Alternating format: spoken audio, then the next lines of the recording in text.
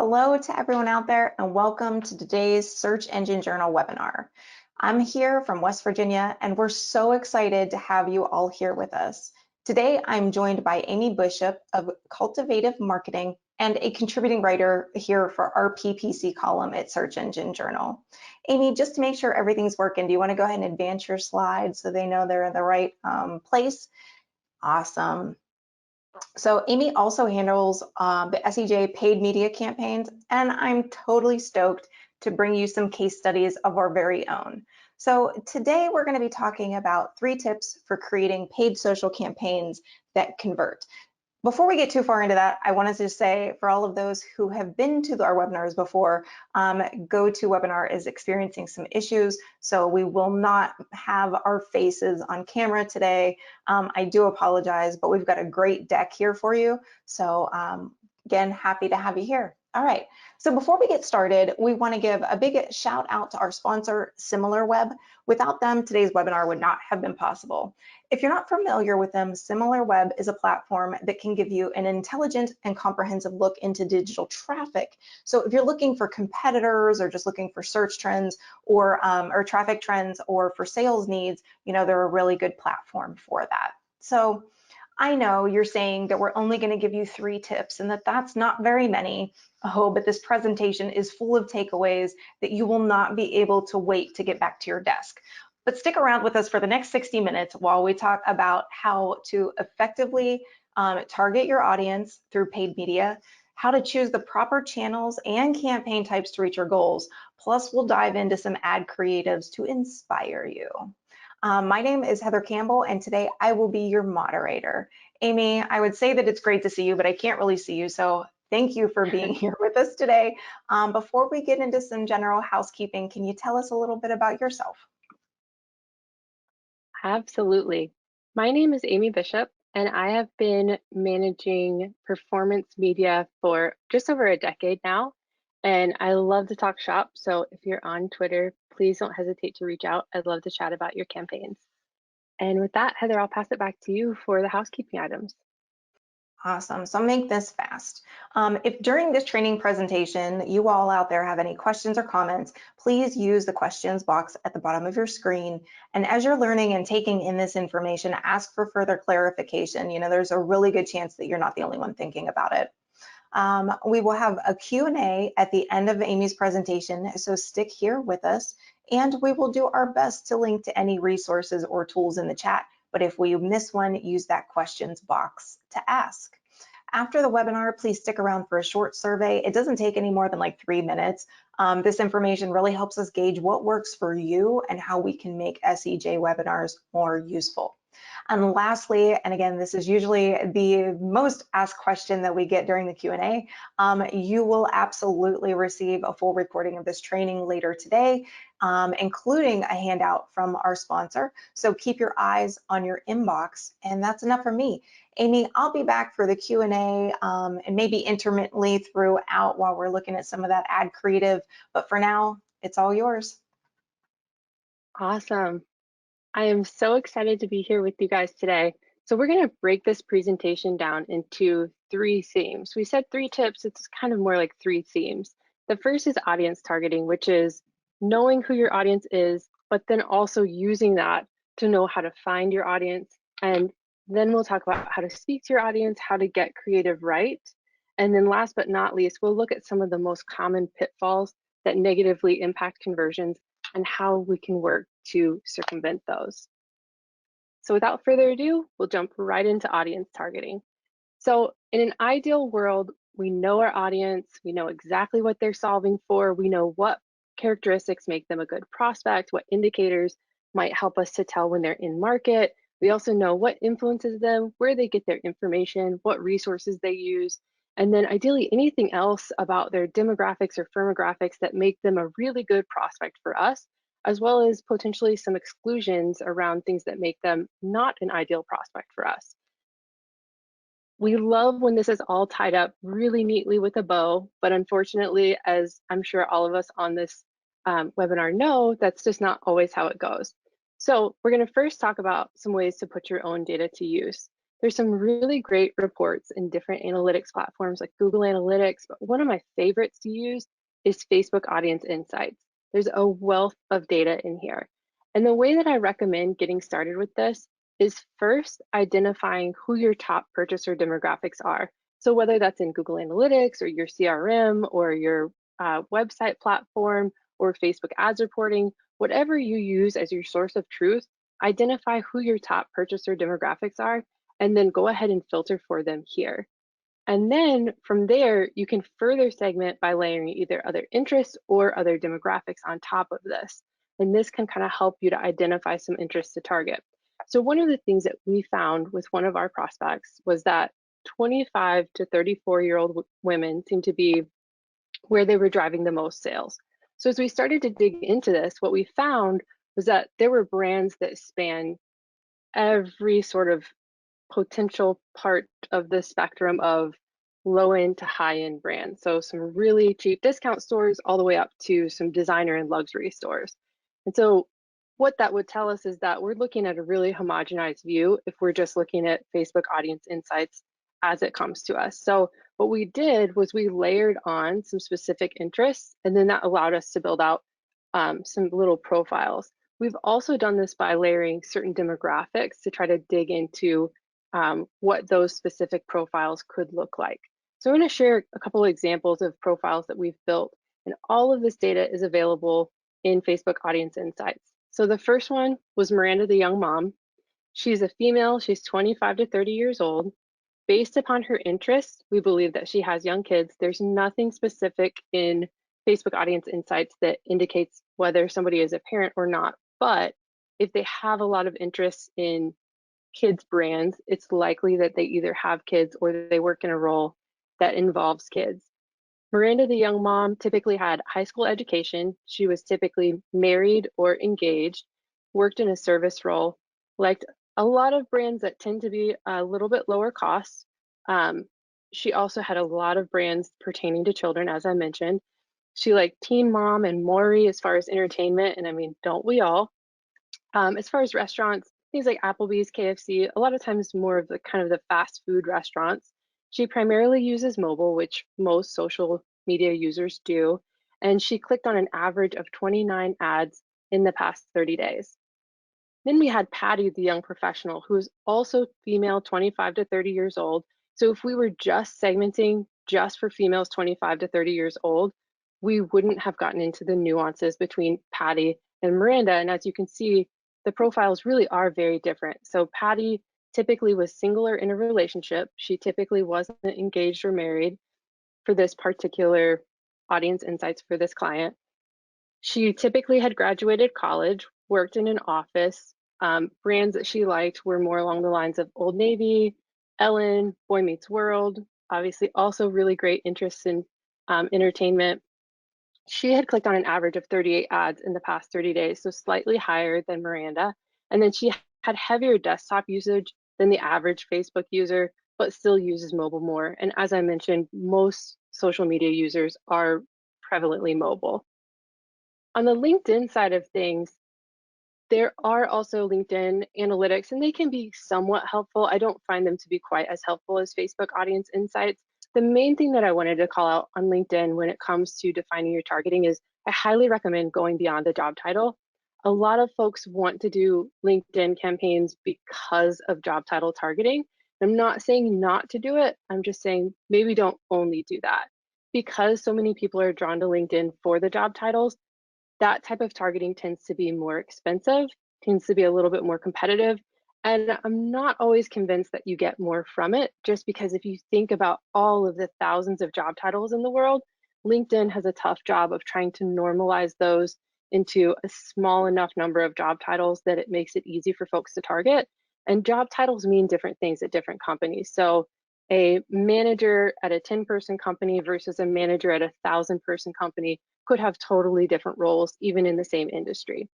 So I recommend taking a look at what types of affiliations and publications that your target market follows and where they get their information. You can usually find groups about those affiliations and publications if they're large enough, and that can be a really great place to target.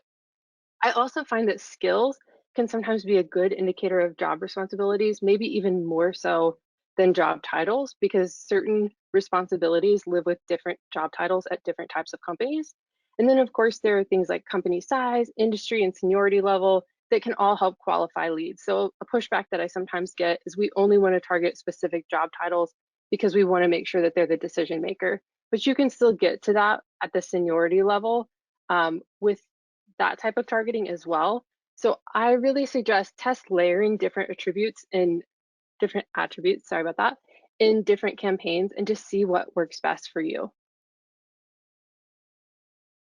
On the topic of targeting, it's really, really important to keep in mind where folks are in the funnel when you're targeting them, if they've engaged with you in the past, and what type of content that they're probably looking for at that level. So if you're targeting people who maybe haven't heard of you yet, starting with some sort of informational resource can be really valuable, especially on LinkedIn. It can be really expensive to try to get people right from prospecting into a demo request or a hand raiser of any sort. And then in the middle of the funnel, that's when you can start to get kind of warmer with your content, targeting people that are actively seeking solutions or re-engaging prospects. And then of course, there's targeting options to convert hot traffic of folks who we have identified are definitely in market. So if we look at what some of those targeting suggestions could look like at the top of the funnel, doing things like interest-based targeting, demographic targeting, targeting cold prospect lists from your CRM, doing broad lookalike audiences, and even things like account-based marketing at the top of the funnel can be really valuable. In the middle of the funnel, looking at things like warm custom audiences, so maybe people who have engaged with you in some way, video viewers, people that follow your social pages, people that have engaged with your posts, or people that have engaged with mid-funnel content can all be people that are good to target in the middle of the funnel.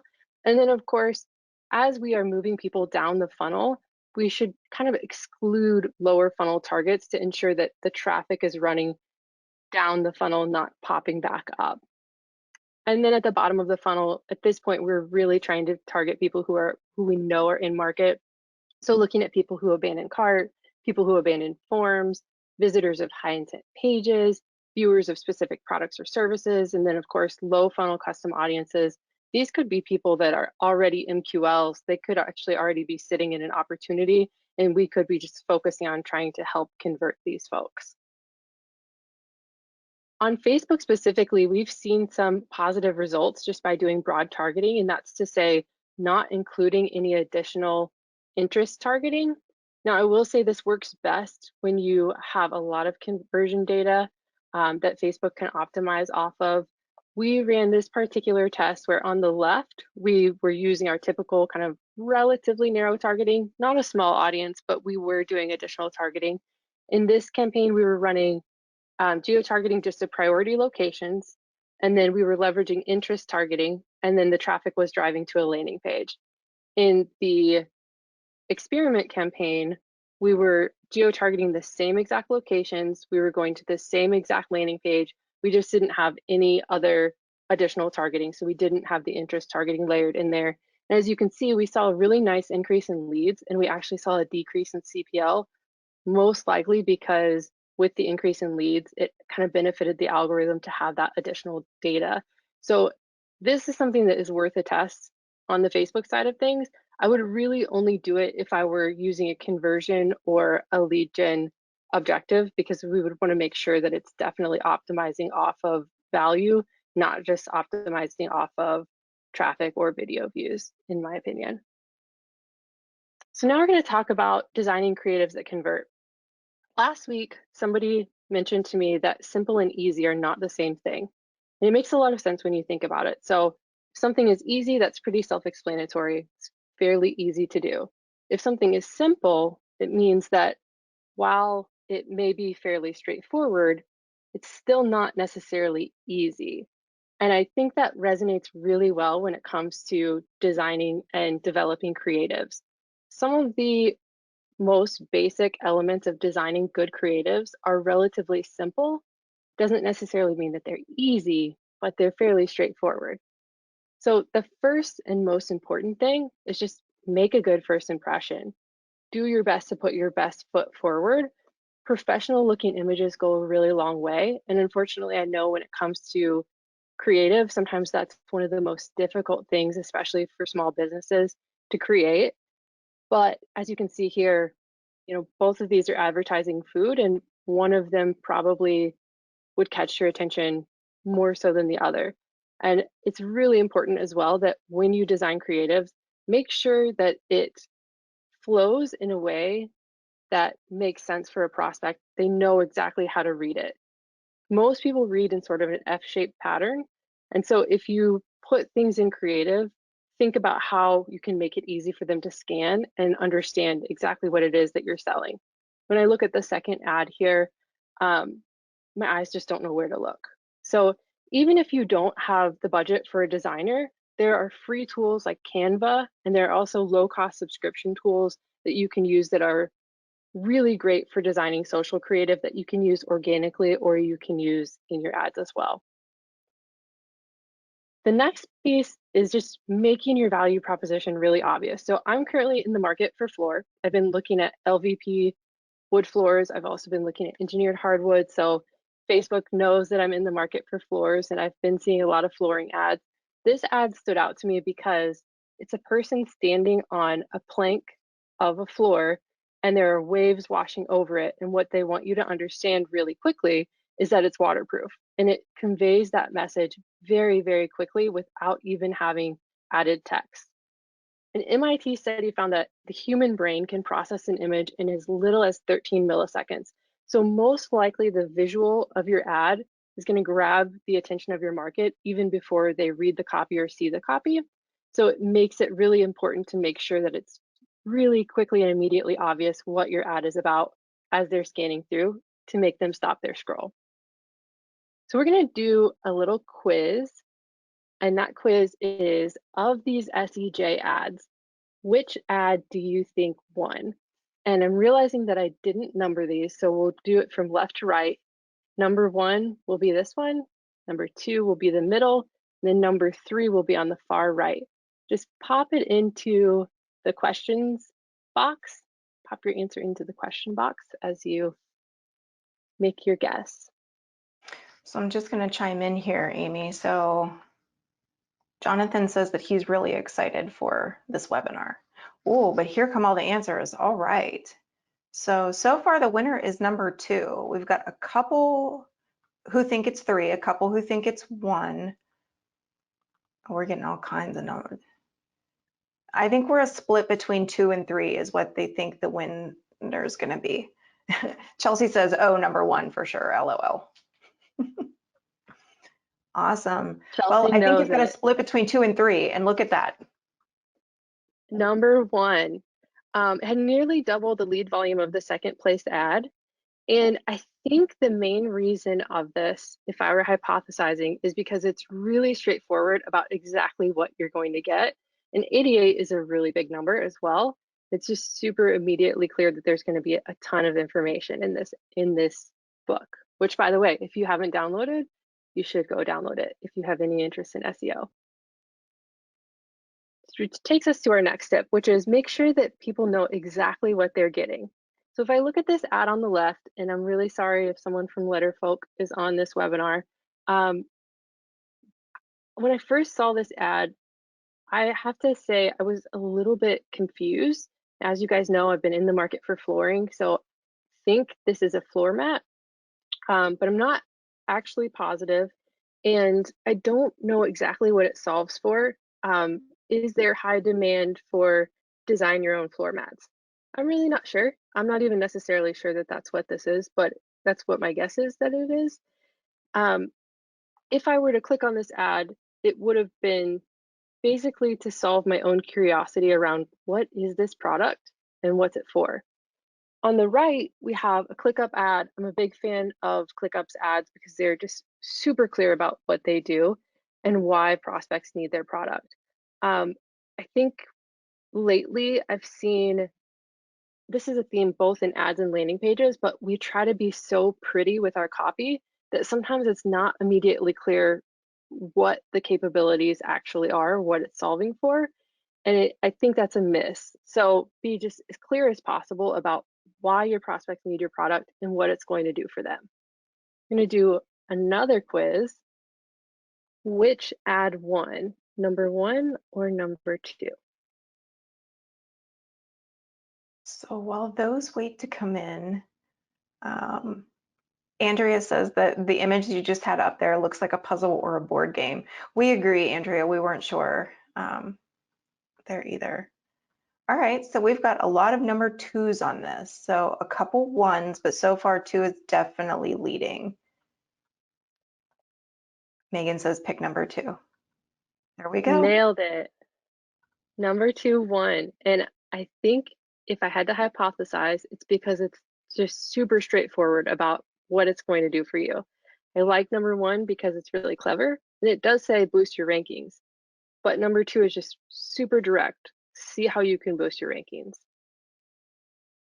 A common issue that I see with ads is that they don't maximize the most use of their space.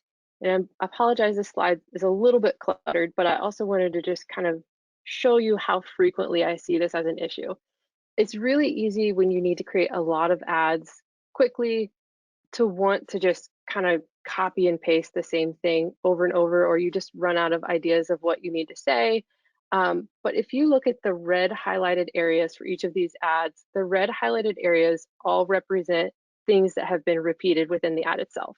So in the first ad, I love that they have completely separate copy up top. They're not repeating the copy. So that's awesome. A lot of times I see in carousels where it's just the exact same thing across multiple images. So they didn't do that. That's awesome. But they're selling wallpaper, and both of these images are the same wallpaper. So there could be a way to better maximize the use of this space by showcasing multiple products instead of the same product, or at least not the same product with the exact same image, but just a little zoomed in. And then on the Salesforce ad, there's just a lot left to be desired here. It's not super, super clear what the benefit of downloading this report is beyond the fact that consumer media habits are changing, which they have written here twice, and they really don't have much copy up at the top either. So you really probably could have used better, they could have better used that space. And then Tile Bar, they were just, I think they probably made this ad at like 4:50 on a Friday. They were like, it's just time to get out of here. Let's copy and paste this like 5 times across the whole ad. Just say everything multiple times. Definitely room to highlight more of the value proposition if we weren't repeating some of the same things. So I know it's super easy to do, it's tempting to do, but just make sure that you're using the best, most optimal use of your space. And I also wanted to talk about offers, especially since we're now in Q4. Your offer doesn't have to be a sale or a discount. So as you've probably seen from the SDJ polls that we've been doing on those ads, offers can be content, offers can be all sorts of different shapes and sizes. They don't have to be sales and discounts. But if you wanted to do some sort of a promo, sales and discounts are fine, of course, or there are also options where you can offer a promo while also increasing your average order value. So I'm a big fan of what they're doing over here on the right, where they're basically saying, if you spend at least $80, we will let you spend more money. And that is just genius because their promo is both enticing people to shop, but it's also increasing their average order values. And if you can find ways to increase your average order values on Facebook, then you have a better chance at getting a better ROAS, you have a better chance of wanting to increase your budgets, then you get more data. It's just a full cycle of ways that it can improve your performance over time. We've also seen that it can be really valuable to leverage engagement. Not only is increasing post engagement a cheap way to create remarketing pools, but we've also seen with clients that we tend to see more conversion volume on ads that have high engagement. We haven't necessarily seen a specific correlation between engagement and cost per result, but we have seen a connection between the amount of engagement and the number of results that we get. And then typically, not always, but typically, the more results that we get, the better the bidding algorithm optimizes. And then over time, that does tend to bring the cost per result down. So one of the things that we've seen success with is delivering ads first to an email list of existing happy customers. And then those happy customers come in and they write reviews in the comments. They talk about how they love the company. Sometimes they share images and user-generated content. And then we can use that post ID and plug it into a prospecting campaign. That way it already has all the social proof on it before we even start delivering it to prospects. And it doesn't take a ton of budget just to get that initial engagement. This should be able to go without being said, but nothing can ever go without being said. So it's super important and valuable to be as relevant as possible based upon what you know about your audience. And if you can be hyper relevant by targeting them using things that you know about them, conversion rates will most likely improve. So in this example, this is not a campaign that I'm running, but it's a campaign I've been targeted with, the Fans Edge campaign. I'm a Colts fan, and just the fact that they used the Colts would make me more likely to purchase this than if I saw an ad for, say, the Bears or the Patriots or anything like that.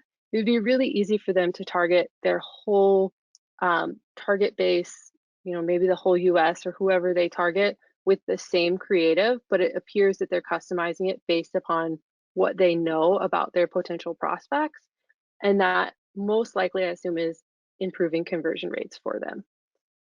Speaking of conversion rates, ads should also set expectations for the landing page experience.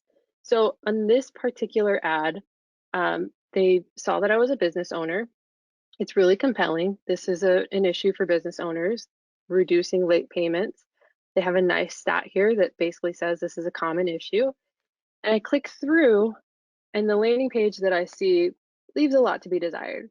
So if you ever called somebody, or sorry, let me start that over. If someone's ever called you and you missed their call, and then you call them back and they're like, hey, what did you need? And you're like, I didn't need anything. I was just returning your call. And then they're like, oh, okay, great. And they don't say anything more. And you're like, did you need something? And it's almost like they forgot that they called you first, or they forgot why they called you. That's the kind of experience that I had with this ad, where I saw the ad and I was like, this is great, this is super relevant. And then I click through and the landing page is like, hey, what did you need? And I was like, I didn't need anything. I saw your ad and I thought you had something you wanted to show me. And the landing page is like, nope, but you can search for something if you want. It's just a really confusing and cumbersome experience that the ad definitely doesn't set you up for. So make sure that the ad is appropriately setting expectations for what the prospect will receive on the landing page or what they will be expected to do on the landing page. Otherwise, it winds up being a really disjointed experience, and I have to assume that a lot of people bounce.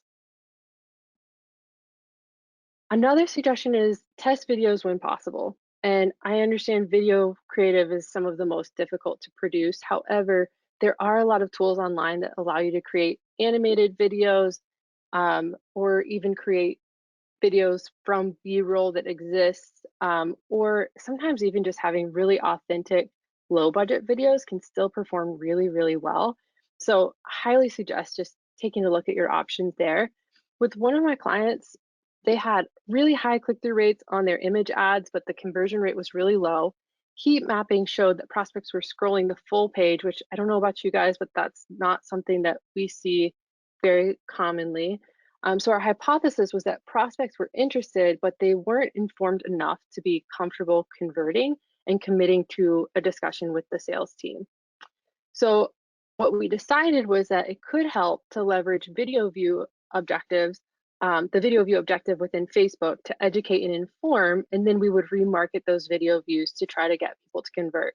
And I should add here that this is a product that has a little bit of a longer buying cycle because it does take quite a bit of research for folks to determine if it's a good fit for them.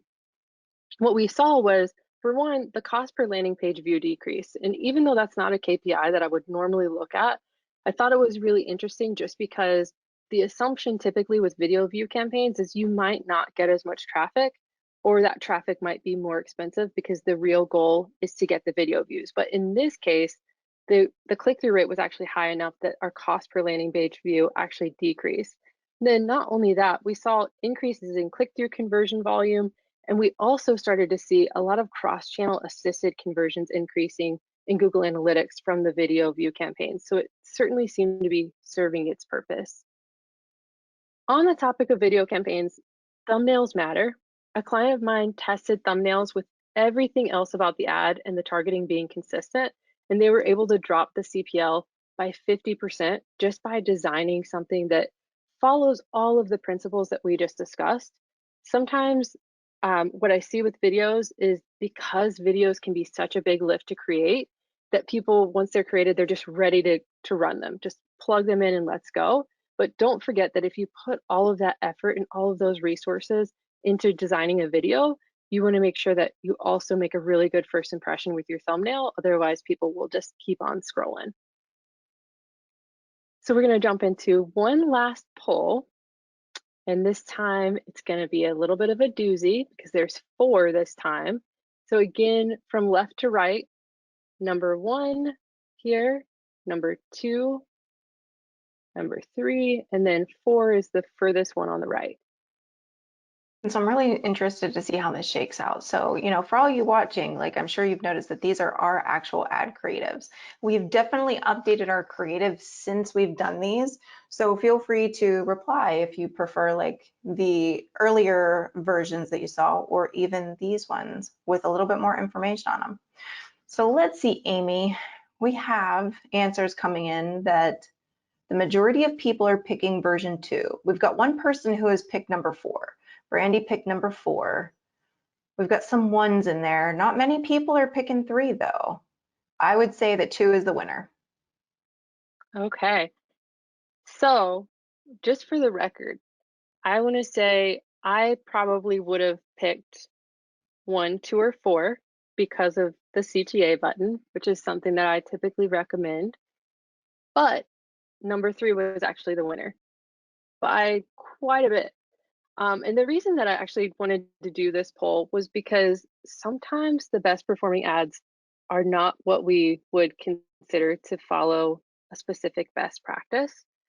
And if we look at the number 2 ad, it's really interesting because you would think maybe number 2 would be the very first ad. Maybe it would be the one that is most similar to number 1, but nope, that's not how it shook out. One thing that I wanted to call out is we did a lot of tests around red CTA buttons, green CTA buttons to see if that made an impact. We received a lot of mixed results. We never kind of came to a consistent conclusion on that. So I'm not sure that that's necessarily as impactful as what maybe we would have thought. Definitely think that there's something to showing faces in ads. And I've seen some research studies that indicate that having faces in ads tends to perform better. People like to see other people. I think that goes away a little bit with stock photos when they look really, really staged. Hate stock photos in ads, but also definitely if you're using an influencer or somebody that is recognizable in their industry, or recognizable at a higher level, like a celebrity, things like that, those ads definitely tend to perform better than those without faces in most cases, not always, in most cases. So with that said, now we're going to talk about increasing conversions, some of the most common pitfalls that we see when it comes to paid social campaigns. And the first thing that I want to call out here is when we first started talking about what we would present on today's webinar, we were talking about the ways that we would maybe talk about CRO. One of the things that came up is that when you think about CRO for paid social, it's really not just all on page. A lot of improving your CRO has to do with your targeting and the way that campaigns are set up and the things that you can control actually within the ad platforms themselves, which is great because a lot of times as paid social managers, we sometimes may have more control over that than what's on the page. So with that said, sometimes just testing better qualified audiences can improve your conversion rates. So if you have audience lists to start with, that's a really great place to start. Even better if you have super qualified audience lists. So instead of targeting a full list of leads, looking at lookalikes based upon sales or based upon opportunities or even based upon the fact that they became MQLs versus just doing lookalikes of big lead lists can help to better qualify those audiences.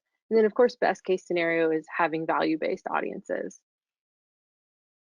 The probably single most common issue that I see when it comes to conversion rates is that if you have a lack of data, it starts to hamper the bidding algorithm. The bidding algorithms love data.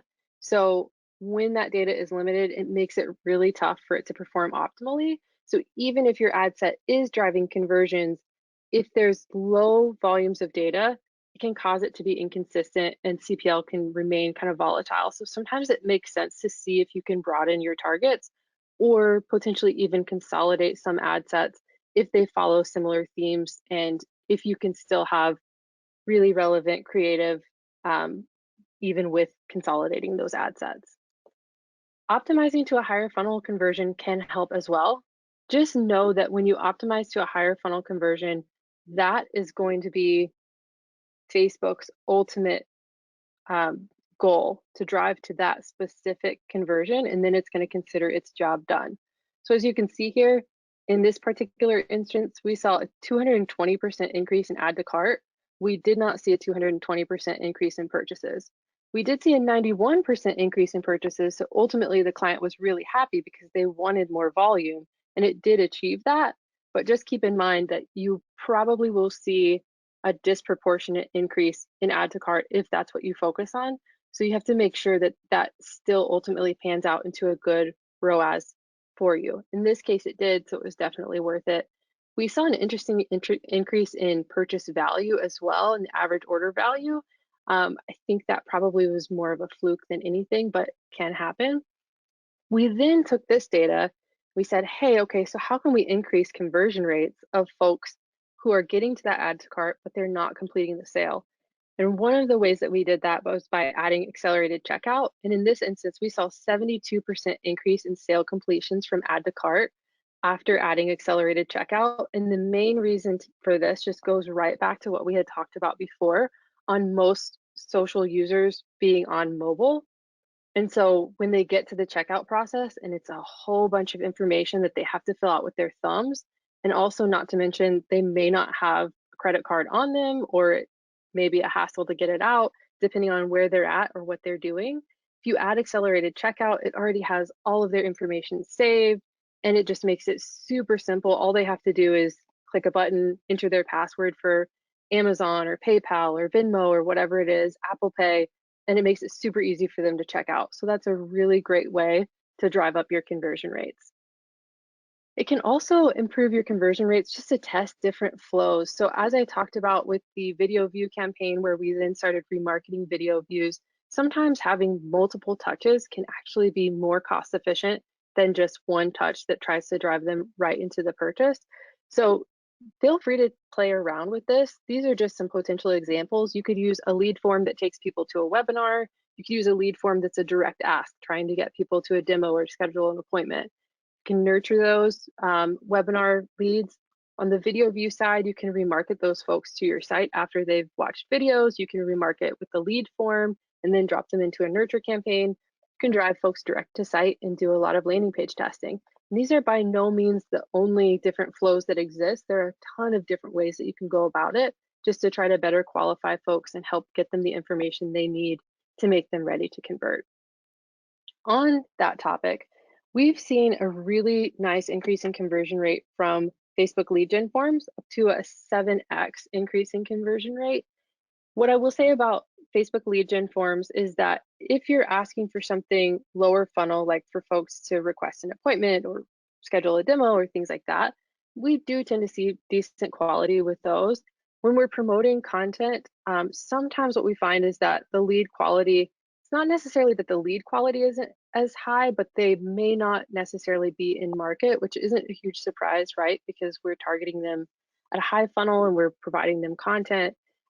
But you do have to nurture those a bit more. So kind of depends on what resources that you have available in order to continue to nurture those. And that said, we have seen really nice benefit from driving higher funnel content. In this particular instance, we saw an increase a 35% decrease in the cost per sale by sending people to informational content higher in the funnel versus trying to send those high funnel leads directly to demo requests.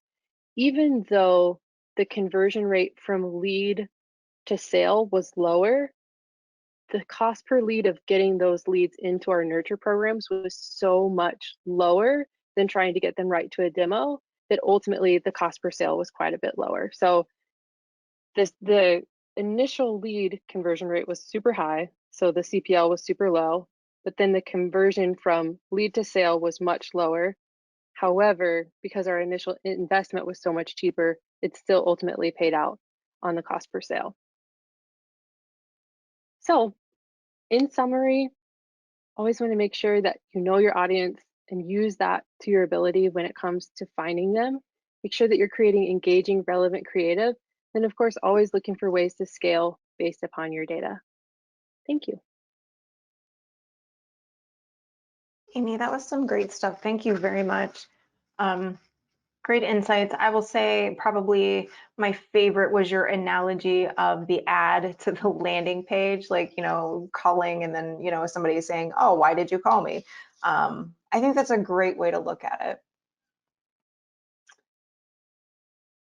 All right. Yeah, absolutely. Okay, so, all right. So we have hit the Q&A portion of our show. Real quick, just super big shout out to our sponsor, SimilarWeb. This will be included with the deck along with the handout from them. So we want you guys to take a look, especially if you need them for any traffic trends that you're looking for as you're doing some research. And so with that, Amy, let's see what kind of questions we've got for you today. So Chrissy is asking, where do you find the audience analytics that you spoke about in Facebook? Yeah, so within the business manager, you have the business manager set up, then you should be able to click through to Facebook Audience Insights on the, right now it seems like because Facebook Business Manager is changing, it looks a little bit different for everybody, but where you normally would be able to pop out to find like, for instance, the ads manager or billing or audience creation, the navigation that you would typically click through to take you to those different tools, you can also find Facebook Audience Insights there. Perfect. Amy, if you want to go ahead and just advance your slide one more. Yeah. Perfect. There we go. All right. So let's see. So Lindsay has a question. What's your opinion on images versus video for ads? Yeah, great question. It kind of varies from account to account. I have one account in particular that we have tried. I wouldn't even want to venture a guess of how many different static images that we've tried, and they never can perform as well as the videos do. And this particular account is using a video creation software for the most part, which just kind of goes back to my original point that if you can't afford to hire a videographer, don't let that limit your creativity when it comes to creating videos. In other accounts, I've seen images perform really, really well and sometimes better than video as well. So there's not necessarily a one size fits all, but if you have the capability to test video, I highly, highly recommend it, even if it is putting it in a conversion objective campaign. It doesn't have to be a video view campaign, but especially if you have, if you're in an industry that requires a lot of research around your product before they're ready to buy.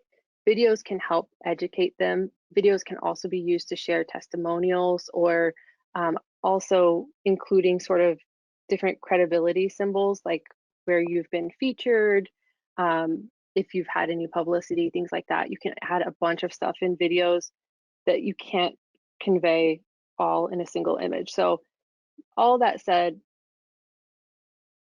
it could perform better or worse to use video, but I think it's always worth the test. I think it's a great point. Just make sure that you've got your biggest hook within that, first, second to really capture their attention. Yeah, absolutely. Tasneen has a question. Since we're on video, let's just stick with this. Wondering if you have any recommendations for video creation tools. Yeah. So there's one called, I don't remember their website, but it's called Promo. That's one. And then there's one that's called, I think it's called Biteable. I might be Mhm. saying that wrong, but it's Biteable. And it allows you to create animated videos. I used to have a subscription to it, and I think my subscription was like $99 for the whole year, just to kind of go to show how cheap they can be. Yeah, and it's kind of an easy, like, it's almost like Canva for video, right? It's like easy plug and Yeah, play.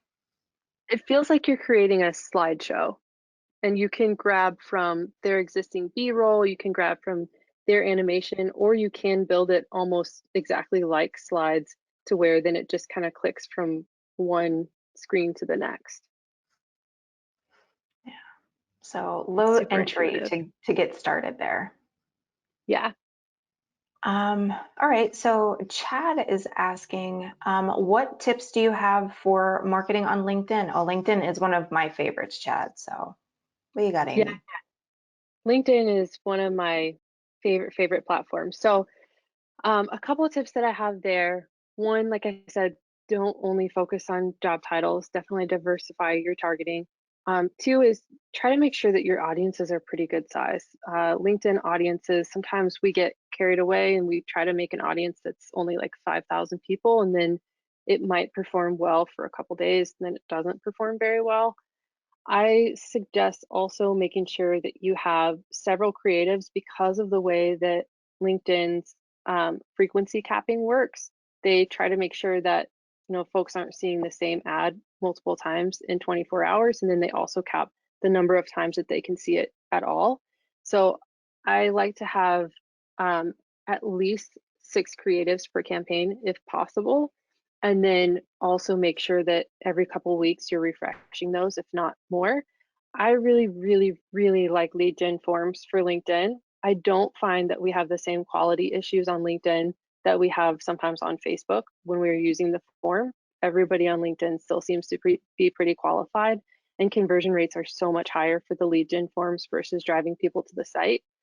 The one LinkedIn method that I've found that I feel is a little bit overrated, well, really, there's two that I've found are a little bit overrated, and please feel free to, if you have a different opinion, feel free to put it in the question box because I'd love to hear other people's experience on this as well.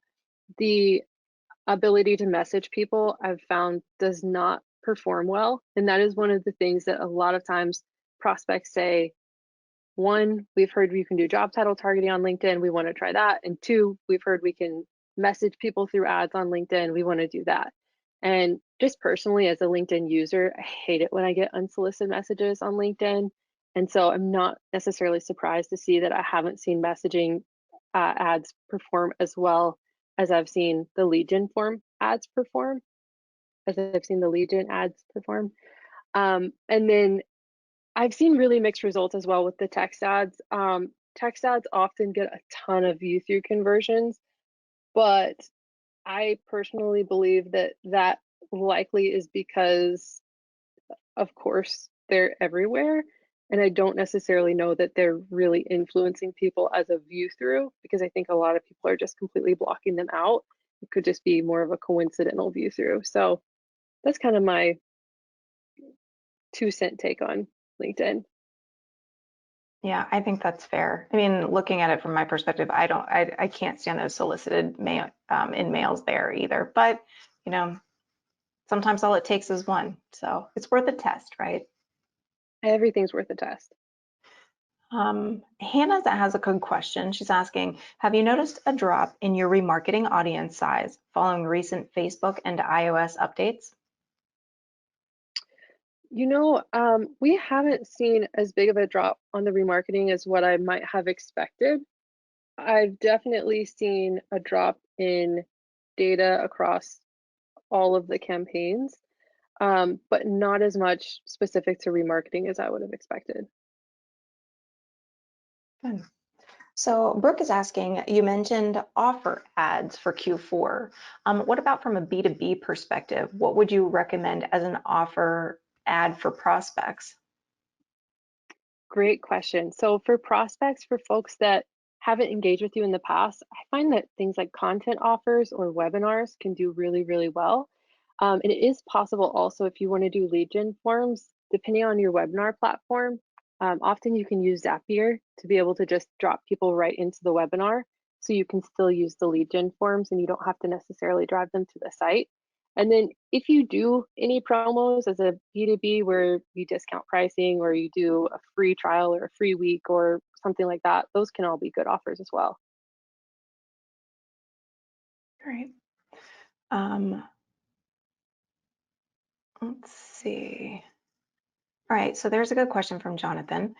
How do you think about expanding into other paid social platforms like TikTok, Snapchat, etc.? How do you know if it's right for your business?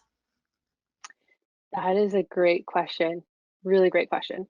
So what I find is my two favorites, as you probably can tell from some of the examples that I gave, are Facebook and LinkedIn, typically depending on who the audiences are. So that's normally where I start. However, that said, um, wherever you think that your audience is based upon who you're trying to target is definitely worth a test. And one really easy and low hanging fruit just to test and see if your audience is there is by using things like remarketing and lookalikes because all of the major platforms offer those. And then Snapchat actually has in-market audiences too, so that's always worth a test. The thing that I always am just a little bit careful about with those is that in my opinion and in my experience, the bidding algorithms aren't quite as strong there, but the traffic also tends to be cheaper. So sometimes that can balance it out. But if you're wondering, just like purely curious if your audience is there and if it's worth a test, start with remarketing, see how that performs and how that compares, and then use that to determine if it makes sense to continue to scale up. But ultimately, just looking at what kinds of targeting that they have available, if you feel like your audience is there and they have a good target available to try to reach that audience, then absolutely worth a test. It's all about testing, right? As marketers, that's what it's always be testing, right? 100%. So, I mean, here's a good question. So this is kind of from Tasnina, again, kind of a follow-up to the last one. So we're talking B2B campaigns. Is Facebook a good channel for B2B campaigns, providing gifts for a demo, say a $100 gift card for a 30-minute demo? You know, is that something that Facebook would be good for? Facebook is great for B2B. A lot of B2B companies shy away from Facebook just because it's not a business platform, but I've seen Facebook perform really, really well for B2B. The CPMs and CPCs tend to be quite a bit less expensive than LinkedIn. So it depends a little bit as well on how specific you want to be about your audience. So if you specifically want to reach C-level or even directors or VPs, it's a little trickier to do that on Facebook unless you have a list. If you have a list that you can upload, then by all means, Facebook all day, every day. But if you're not necessarily as specific or you don't necessarily need to have a certain title level and you don't have a list, Facebook can still definitely be worth a target or worth a shot. I also really, really like Facebook's lookalikes. I find Facebook's lookalikes tend to work better than LinkedIn. So if you have a starting point for lookalikes, whether that's something on your website that you can pixel or it's a list of prior customers, Facebook can perform really well with that as well. Perfect. So Arun is asking, what about SMS marketing in 2021? How effective is that? And can you name some best tools for that? So Amy, I'm just going to take this one, and if you want to add to it, you know, definitely chime in. But from an SMS perspective, yes, it's very effective, both in the B2B space and the B2C space especially. And for that, we actually have a webinar coming up on November 17th with Podium that you might want to come to a run. We'll be talking all about SMS marketing. Amy, anything to add to that? You know, SMS marketing is one of the areas that I have very little experience. I have used a platform before called simpletexting.com, but it's been a while. So I would totally defer to watching the other webinar. Yeah, they give some really good insights. So if you're looking to get into that space, it could be a good place to at least get some trends that are out there right now. All right, I think we've got time for one more question. So Brandon's asking, when using Facebook ads, do you recommend allowing Facebook to optimize the delivery of ads or manually splitting them into different ad sets to test creative, or is it really on a case-by-case basis? That's a great question. It's really on a case-by-case basis, in my opinion. If we are really trying to get a specific read on results, for instance, if we plan to use this messaging in other places and we want to see which one performs better, sometimes I will put them in other ad sets. I still don't get sort of perfect, even delivery of them though, and that's kind of a downfall of the platform. In most cases, when we just really want Facebook to optimize and put forth whatever is going to perform best, I would usually put them in the same ad set, but understanding that we are going to get uneven delivery because Facebook's going to prioritize whichever one it thinks performs the best right out of the gate. Okay. Let's see, do we have time for any more? All right, so here's a question from Brian. This will be the last one. Amy, do you struggle with being challenged by clients and their budget spend? Do you decide to only choose to work with those with a willing to invest approach? I mean, because that's tough when you're an agency, right? The clients want the results, but are they willing to invest to get there? Yeah, it's really tough.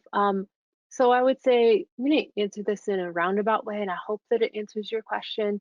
Um, So historically, when I very first started consulting, I kind of worked with everybody because I think a lot of times when you become a consultant, you have this mentality that's just sort of like, I can't pass up a client. I need to work with whoever wants to work with me.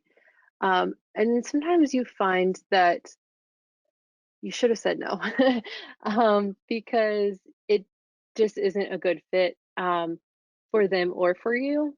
And so then I learned kind of over time to start to look for indicators that would help me to understand who's going to be a good fit for me and who I'm going to be a good fit for. And one of those big criteria is, can I help them or not? And part of whether or not I can help them or not is, are we going to be able to get enough data for us to actually find out what's working and then to scale what's working? So if I have preliminary discussions with somebody and they are really uncomfortable with sort of being able to earmark a budget for getting that data in, um, that's a pretty big red flag for me. And that's not to say that they have to have a huge budget. It's just that, especially for new advertisers, it can be stressful to know that things are not going to perform optimally out of the gate. And especially on platforms like Facebook, where bidding is automated, we need to make sure that we can get out of the learning mode and that we're going to get enough data to do that.